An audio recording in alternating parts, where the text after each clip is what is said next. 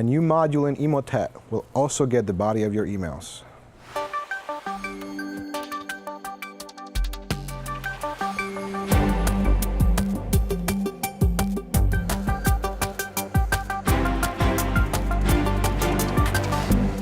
So Jonathan, we have an interesting new wrinkle in the way that the Emotet botnet is operating. Can you tell us a bit about it? That's right. So I was just looking at stories that I could bring here, and I saw, Emotet, and I'm like, wait a minute, that sounds very familiar. And I'm like, this is old? And I look at it, and it turns out they've added a new module. So first of all, Emotet is it's actually from 2014, and it's usually just, it was meant to be a banking Trojan, and every year there's an evolution to it.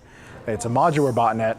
It was originally for stealing banking credentials, but now has recently added the ability to steal entire emails out of someone's machine by interacting with Microsoft Outlook. So this is something new that the new rendition of this campaign is doing, and to me it just seemed odd, because if you go back to the history of it, it's always been kind of financially motivated, right? So like, even when it started, it was a banking Trojan, so it was trying to get credentials.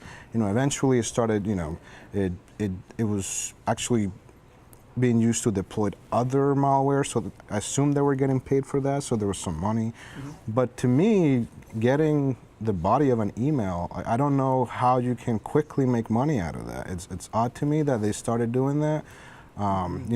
I can go into the James Bond mode and say that maybe there's some cyber espionage happening now, because why kind of change your MO of getting a certain thing, and now it's like, all right, let's get the whole email, see what they're saying. Maybe they're going to use it later to better their campaigns. I have no idea, but it was just interesting that that change happened, and it's still going, right? So this is 2014 we're talking about.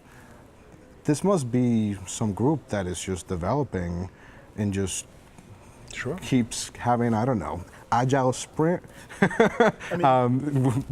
meetups, and said, well, how do I make this better? It's just very interesting that they keep adding things to it. Yeah, so it sounds like when you start talking about malware going modular, a lot of the times that's because they've got like a customer base, and they want to be able to support certain things for certain customers. So they make it modular, so they can easily drop in new code, say, okay, now I've added this function, I could sell that.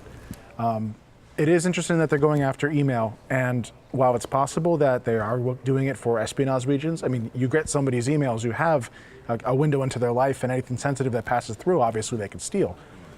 But I'm wondering if the original point of the malware was to capture banking credentials for bank fraud, stealing money from people's bank accounts.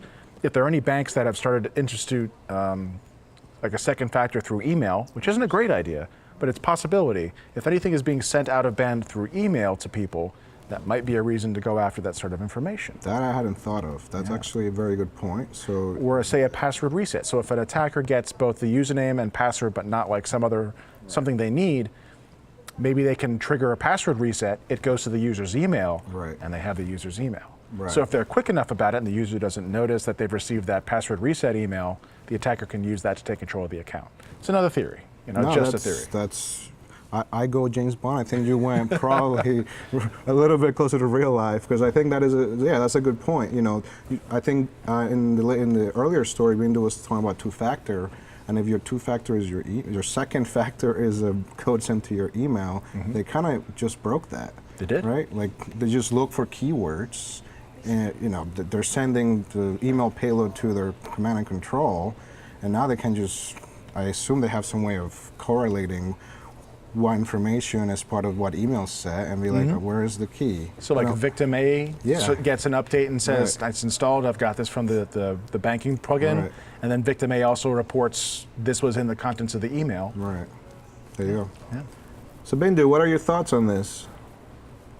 So, given that this is not, it's basically an older malware becoming new, and the fact that, it's really changed its MO, I'm also thinking that this could be used at a very targeted, population or market that they may go after, right? So they may be testing it out, for a certain specific contents from that body of the email. We have seen in the past where when malware, which is modular, starts to change what it's going after, it could be, for a certain target that it is wanting to, get that type of information. So this will be interesting to see what it morphs itself into in the coming months. Agreed. Yeah, definitely. Having Jonathan on the show was great.